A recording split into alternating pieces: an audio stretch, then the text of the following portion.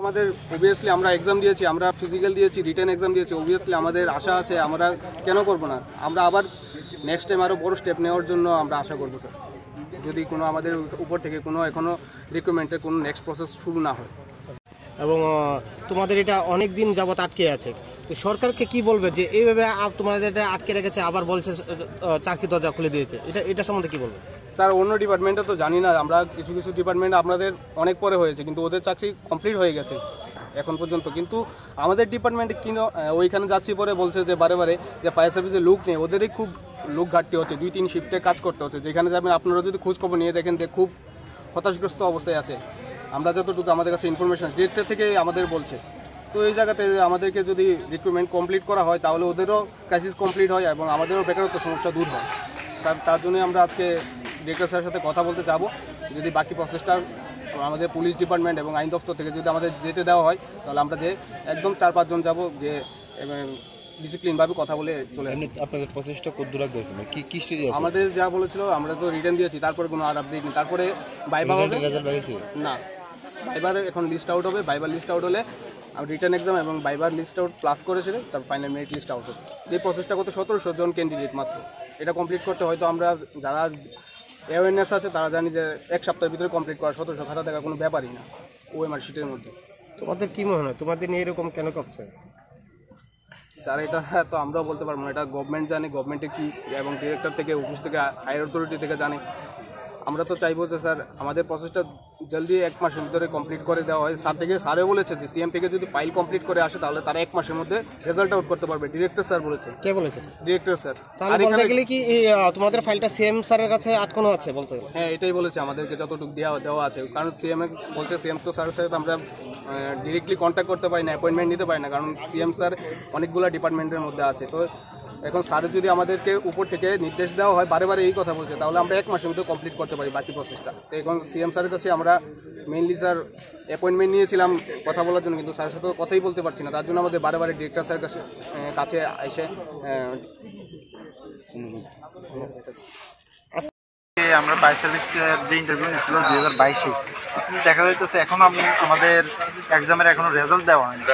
সেই প্রসঙ্গে আজকে অফিসে কথা বলবো যে কি পর্যায়ে আছে সেটা জানার জন্য। আমাদের কতদিন আগে নেওয়া হয়েছিল? হ্যাঁ, কতদিন আগে ইন্টারভিউ নেওয়া হয়েছিল? ইন্টারভিউ নেওয়া হয়েছে 2022 ডিসেম্বরে, এক্সাম নেওয়া হয়েছিল আপনার 23 জানুয়ারি। কতজন আছো তোমরা ক্যান্ডিডেট? আমরা ক্যান্ডিডেট ভ্যাকেন্সি আছে আপনার 300+, আমরা ক্যান্ডিডেট আছে প্রায় 1700 ক্যান্ডিডেট। এখানে প্রায় আজকে 150 মতো আসছে। কতদিন ধরে তোমরা এরকম আসা যাওয়া করছো? আমরা আজকে প্রায় 6 মাস ধরে আজকে অফিসে আসছি যাইতেছি। এরকম কার কাছে? আমরা যে ফায়ার সার্ভিস হেডকোয়ার্টারে আসছি। এই ব্যাপারে কারোর মন্ত্রী থেকে কারোর জানানো হয়েছে?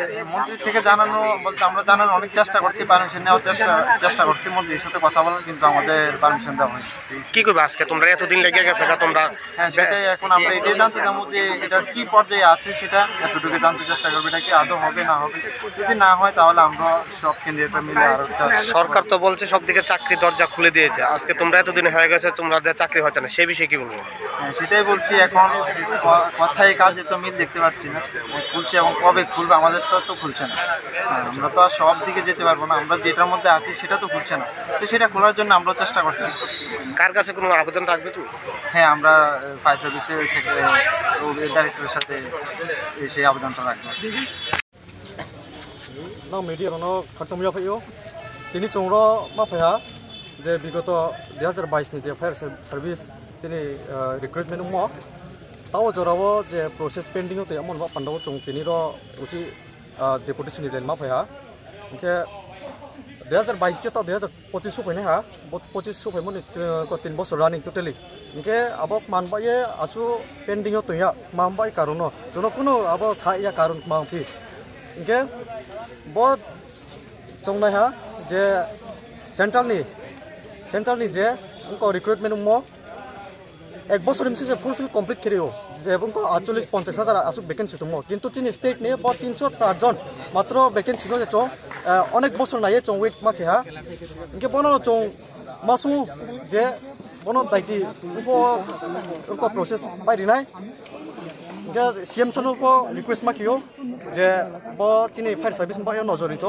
তিনি বং টাউন জরাও যদি সে বনো বং নজরি হাঙ্কে চিনি ব ফায়ার সার্ভিস রিক্রুটমেন্ট প্রসেস বাই খামু ইনকা বড় সাও দায়িত্ব কংথ দায়িত্ব বনো প্রসেস চালু খিয়াতো দায়িত্ব রিক্রুটমেন্ট লাথো মসা চং যুব সমাজ চিনি ক্যান্ডিডেট চং বেকেম সা জমসিনে বনো दिन बार दिन बेकारले बारे तो बोलो बेकारले कम या किंतु रिक्रुटमेंट जदि से क्या रिक्रुटमेंट खेती जागो चों बो आसन सरका बालो रिया के चों मानव खाती नाय गवर्नमेंट आंदार चों मानव विश्वास के नाय बनो न मासो खासा বাবা এদিকে পাইছি তোমরাও চাকরি দরকার আমরা বুঝি কিন্তু একটা সিস্টেম ওয়াইজ কাজ ব্যাপার যাইতে পারো যে কোনো সময় আয়ো আমরা আছি তোমাদের কথা দিতে কিন্তু ওইদিকে আর কিছু করে যাওয়াতাম না আগে একটা সুনির্দিষ্ট প্রচেষ্টা এখন খুবই